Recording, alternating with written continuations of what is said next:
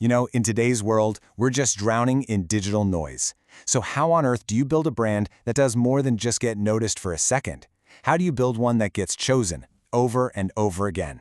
Well, today, we're going to break down the blueprint for creating a really powerful digital brand that's actually built to last. So let's just start with a big problem that really every single brand is up against. I mean, you've got endless choices just a click away, right? So why is it so incredibly hard to keep your customers loyal? Why does it feel like even the best relationships can just snap in an instant? Well, it turns out it's not just a feeling you're having. The data totally backs this up. Consumers are switching brands like never before, especially Gen Z and folks with higher incomes. And look, even a powerhouse brand like Patagonia, famous for its quality, its environmental mission, even they aren't immune to this. And the big takeaway here is, if it can happen to them, it can definitely happen to anyone. And that brings us right to the heart of the modern brand challenge.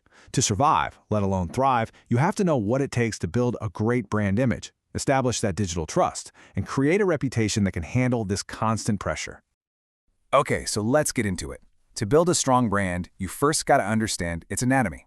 What are the essential pieces that really make up a brand in the digital world? Turns out, a solid digital brand really boils down to three core connected parts: identity, visibility, and credibility. The Digital Branding Institute actually pictures them as these concentric circles, with credibility sitting right there in the middle, at the heart of it all. So let's break each one down. First up, you've got digital identity. Think of this as your foundation. It's your story. It's your why. It's that core narrative and the values that you put out there on your website, your social media, basically every digital thing you own. It's who you are at your core. Next up is digital visibility. Because, having a great identity is pretty useless if nobody ever sees it, right? This is all about getting exposure on the platforms where your customers actually are. We're talking search engines, social media, blogs. It's all about being seen. And finally, right at the very center of everything is digital credibility. This is, simply put, the trust a customer has in you. And you don't just get it, you earn it. You earn it through amazing reviews, high rankings in the App Store, and this is so important, a consistent voice and experience across every single place the customer might find you. This is what turns a casual browser into a true believer. All right, so now we know what a digital brand is actually made of. Let's move on and see how we can turn this into a real, actionable blueprint. How do you go about building this identity, visibility, and credibility in a way that actually works? The source material we're looking at gives us this fantastic model called the MACE Trumpet Framework. It's a really cool way to picture how a brand can grow over time, starting small and focused, and then expanding its influence to build something that really lasts. So the framework has 4 key steps: mastery, accessibility, cadence, and ensnarement.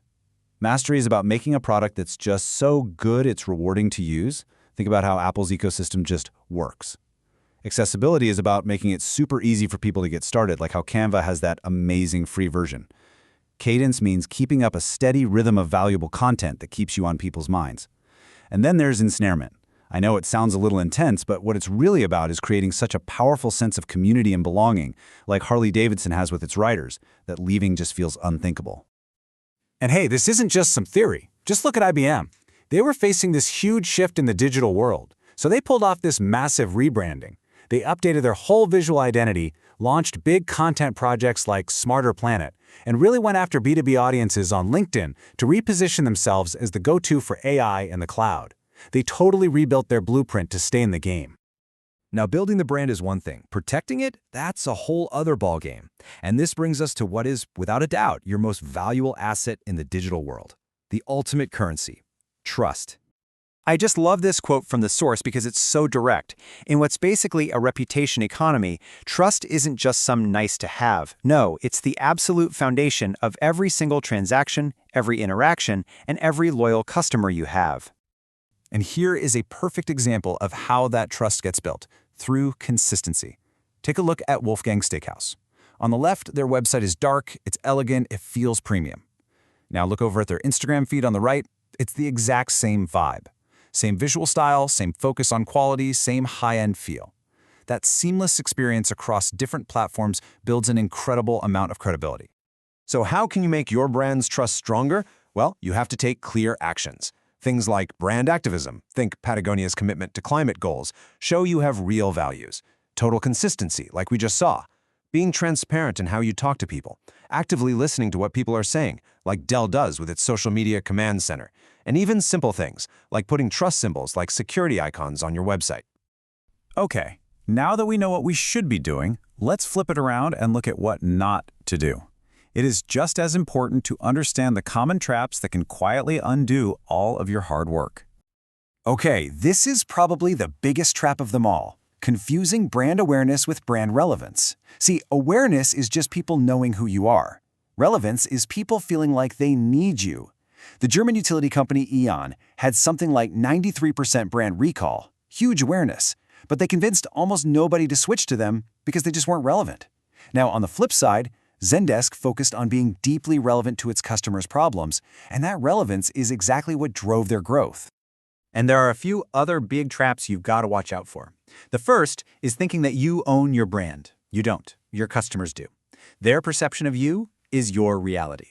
It's also a huge mistake to think a successful brand can just run on autopilot. It needs constant care. You absolutely cannot afford to wear blinders to what people are really saying. And finally, while agencies can be a huge help, you can never, ever fully outsource your brand's soul. That core identity has to come from you.